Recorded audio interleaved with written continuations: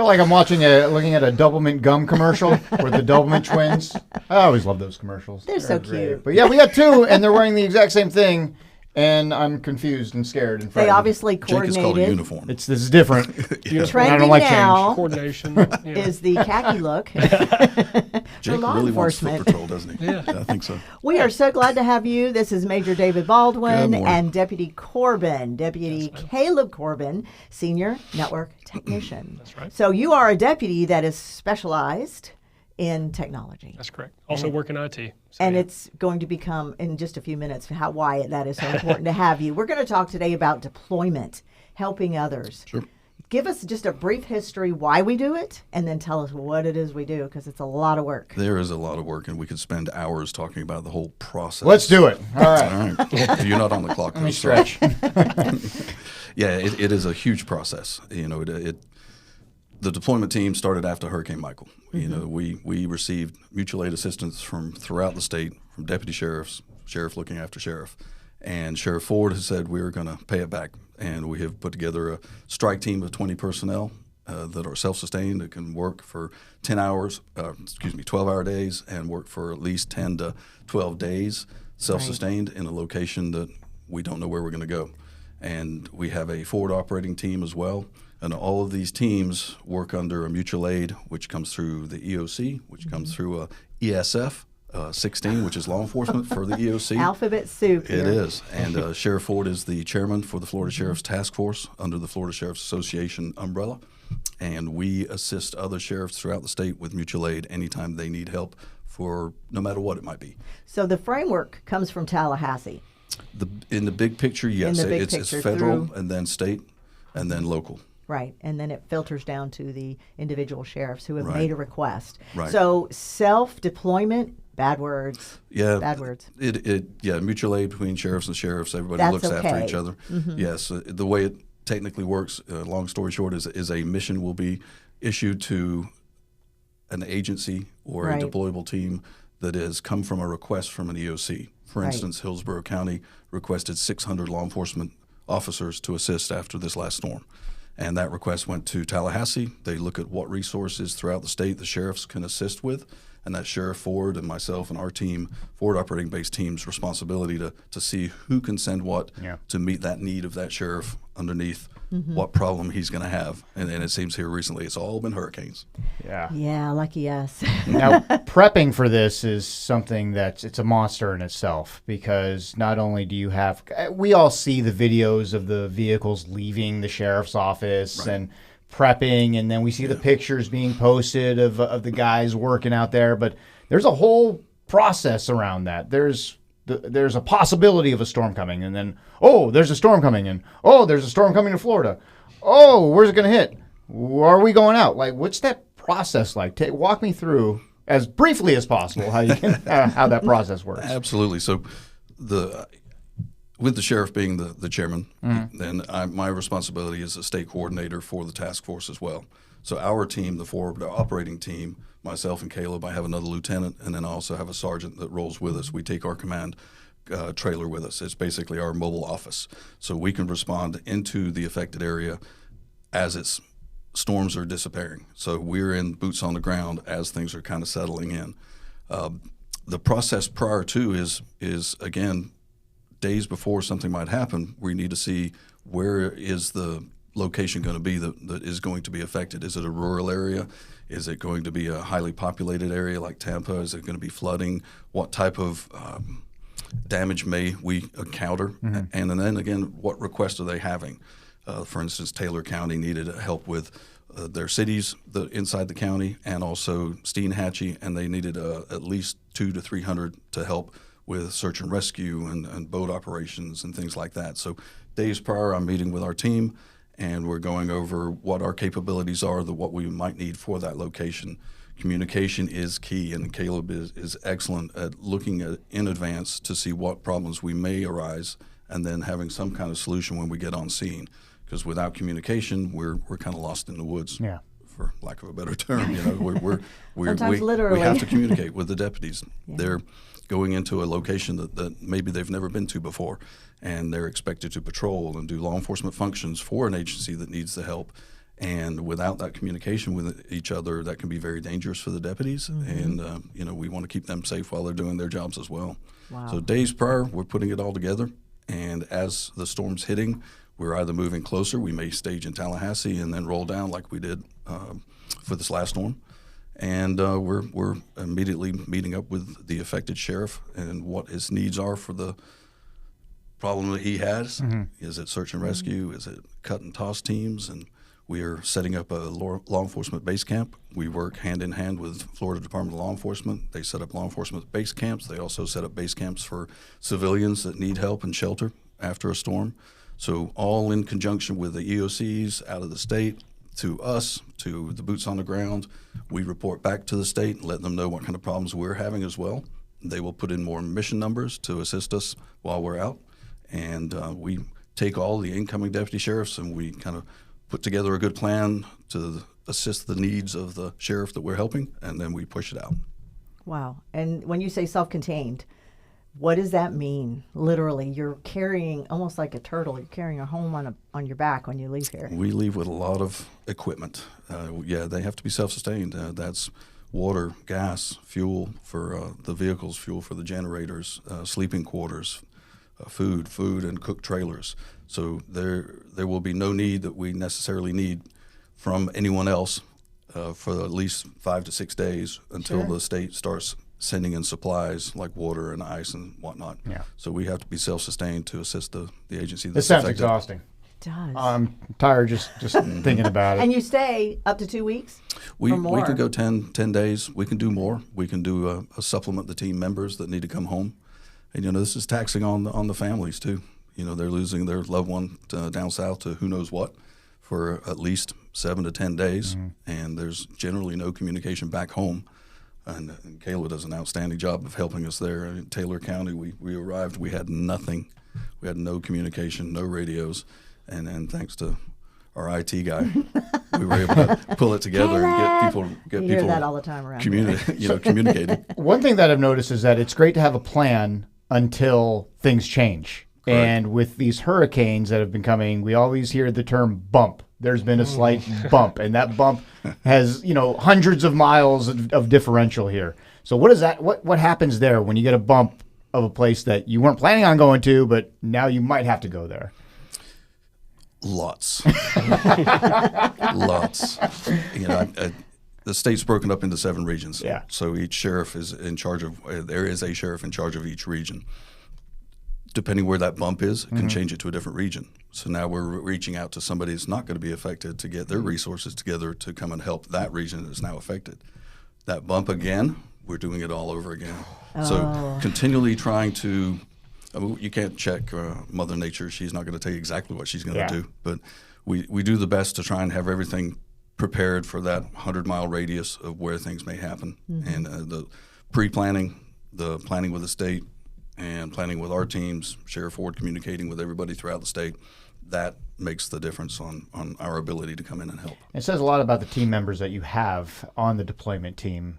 These are people that need to be fluid and have not only be hard workers, but a good attitude about being away for so long. I mean, what kind of people do you look for to join this deployment team? Flexible, very multi-talented. very flexible.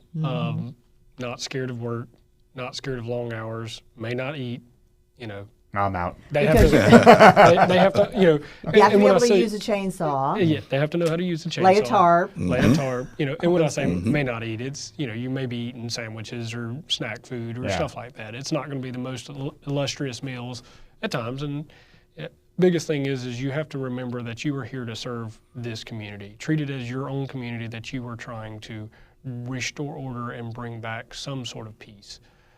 And we try to preach that to the guys constantly. And we've got a really good team of guys that they answer the call. They don't care. They're like, in fact, they're beating our doors down.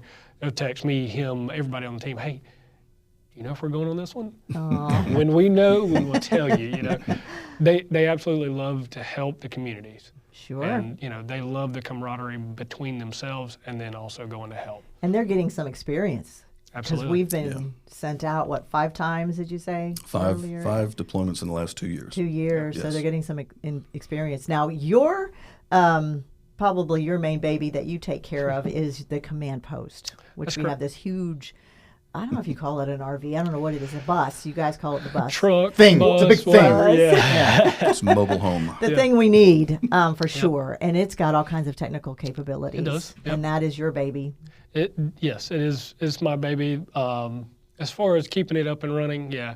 So we also have a sergeant that goes with us. That's his baby too. So don't be confused. He will very much tell you real quick. Baby That's has his a lot of dads. He's going to give me a call after this. He plays an important role in keeping it clean, making no sure it's doubt. running, keeping it gassed up, and he is awesome and vital for that. So my role in that is all the communications, all the technology that is on that bus. We have 8 radios that are on there. We can talk on the NIFOG channels, which are going to be your state and national mutual aid channels.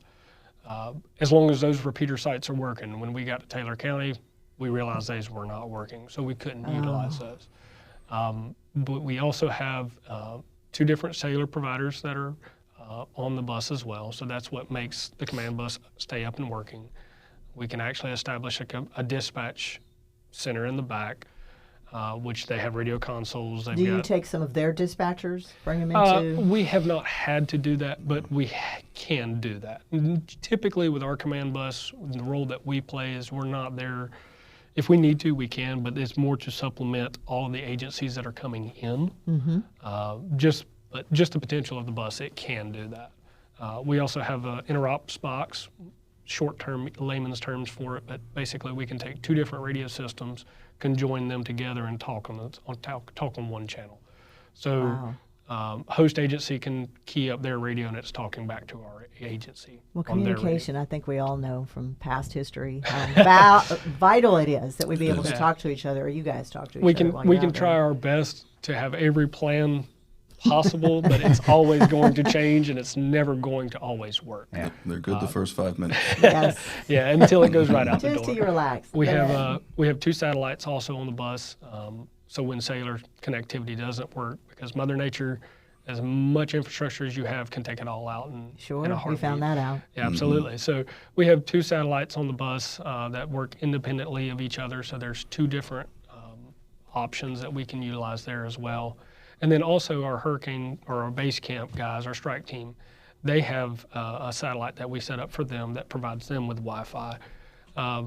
It's maybe a little bit of comfort, but the main portion of that is to keep operations flowing and working, because we talk about everybody that's out in theaters, we call it, or downrange, in the hurricane deployment zone, but we also have people back home that are inputting what resources we're utilizing, the time that we're being utilized, who's going with what vehicle, All all those of sorts that of is things. managed, isn't it? It And is documented. It is 100% managed, and that's where the forward operating base, the forward operating team, that's what we do logistically, is we are telling, number one, the state and our state partners who work very well with us, what we're doing and how we're doing it.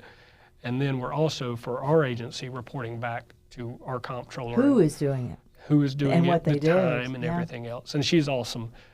This last one, we had everything in. By the time we were home, we only had to put in that day, our drive time. Everything else was done, put in. And then we're also, the guys that are out there on the field, they're encouraged, they take pictures, and they, some of them may look like candid shots, I've been asked, and I can promise you they're not candid shots. We try to filter them out because we have had some guys that, they're out there, just playing, and it's okay. They're wanting to take those shots, but we try our best not to make it look like we're taking candid shots. We're here to help the Nothing community. And that's set the up, question, it's too. natural. It's all Okay. natural shots. That's You correct. guys are reliving the aftermath of Hurricane Michael every deployment. Absolutely. And you're in the thick of it. You're seeing these people that have been devastated by.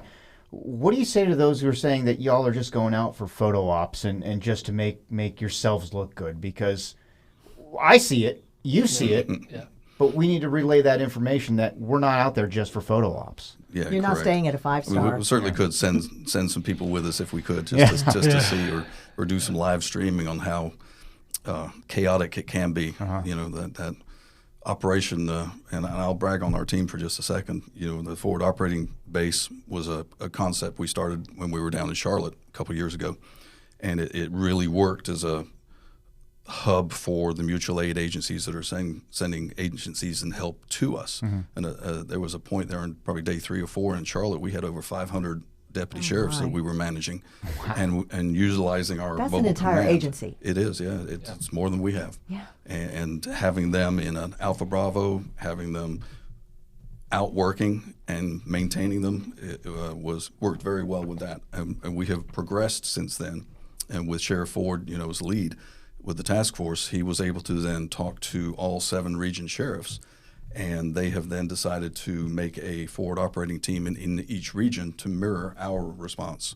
So we have done some training with all the regions. We have done some supplies on what we have, what we take, what we need. And, like Caleb, with the IT and comms, I have a lieutenant that handles paperwork with the other agencies as they come in. I communicate with the sheriffs and then find out what details they need and where do they need us. And then our sergeant, he keeps everything running. So I don't have to stop, or Caleb doesn't have to stop to find diesel to put in the command bus. So the 4 of us have a great relationship. We work very well together when it's tough to do the job down there sometimes. And so now all 7 regions have a forward operating team that is mirrored from Bay County Sheriff's Office team, which is very, a compliment. Very good feeling to know that we've made an impact in the way that we respond as sheriffs through mutual aid to something that bad is happening. I think Sheriff Ford was very determined to pay it back and whatever was necessary to teach us to go out and then be a leader in this. Yeah. After the hope you feel when you see them coming into town and we've got some backup because I'm exhausted or I need to check on my family or whatever the circumstances I'm sure were. everybody remembers, seeing the long lines of Pinellas or Hillsborough and all the agencies rolling into to our area going, oh, thank goodness they're here. They'll help. We can take a deep breath. And they were all staged there at the Target parking lot. And I never forget that. And it's similar for us. We're first in on whatever disaster it is that we're being deployed on. We get that mission from the state the day prior, and we push out. And then when we arrive, it's a good feeling to see our team show up. We see our Bay County Sheriff's Office cars roll in, 20 law enforcement vehicles and support, and then we've already have a base camp set up for them, or at least a location they're going to set up. And then we get the call from the state that you have Brevard County, Santa Rosa, Okaloosa. In Hillsborough County, we had 5 members from Minnesota that showed up out of what's called an EMAC, so out-of-state assistance. Wow. So we had those, and all of them show up with 20-plus people, and we have to house them somewhere. And they're all known to be self-sustained. That's part of the requirement, what we're looking for, like you mentioned prior to. We're looking for self-sustained teams that can go into that devastated area and work. And that's what we are as well. And once we get them settled in, we go to work. 12-hour shifts, usually 15-hour days. That's all that fun. Yes, yeah.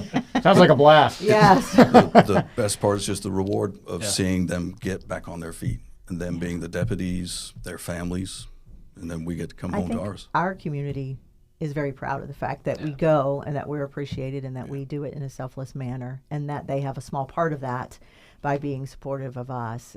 I always get very good responses on our social media. When we have post true professionals working here. And that strike team of 20 personnel, they suffer. They have to sleep in a big tent and in unknown conditions and have a very small bathroom that they get to use. And so, I'm out. That's it. He needs the 2 sinks and the cabinets and all his products. There's no candles burning. It's nothing like No that. scented candles, no Yankee candles. All right. Nope. I'm out. I can't do this. They handle it so professionally. They're very proud of everyone. And then after all of that, you drive back, and I'm like, I need you for an interview. Right. Sure, no problem. So we appreciate you guys so much. We're very, to play very off proud the of you major a guys. little bit of what he was talking about, the reward of it though, is we went to Taylor County. We've been to Taylor County. What was it? 3 times? Twice. We drove through it. Yeah, that's right. So we've been to Taylor County. We've deployed to Taylor County 2 times, and we were headed there the 3rd time, but we were sent to another location, to a different county. There's that bump again. There's that bump. That's exactly right. But our guys and even us have established a relationship with the people we've helped. And the reward there is great, but I'll tell you, the reward coming home after being here, we get phone calls all the time. I just got a phone call yesterday from a guy. He was like, dude, he's like, I boo-hooed in my shower just because of after I realized I don't have to worry about all this. I can just go to work. My family's okay. I can do my job. You know, and he was like, it's amazing. He said, the things that you came and did for us, we can never repay it. And that's the same feeling we felt after Hurricane Michael. And that's why Sheriff Ford has really stepped up to the plate and wanted to make sure that we can do that for these agencies. That's so important. We It do it is for each other. it is a huge reward, and that's mainly the reason we do it. It's no other reason than for the reward of helping others. That's Absolutely. wonderful. Can't say anything better. I got than nothing that. else to say. I got I'm nothing gonna else. tear up now. That's right. That's right. That's exactly right. Thank you guys for being Yeah, here. You're very appreciate welcome. it. We really appreciate and coordinating. Wow, we need to get better about it. So Y'all are close. You'll get there. it's close. Darkish. At least he ironed this time. I did. Yeah, did. Well done. Fresh out of the dryer. Thank you, sir. Next time we'll. Thanks, guys. Thank you. Thank you.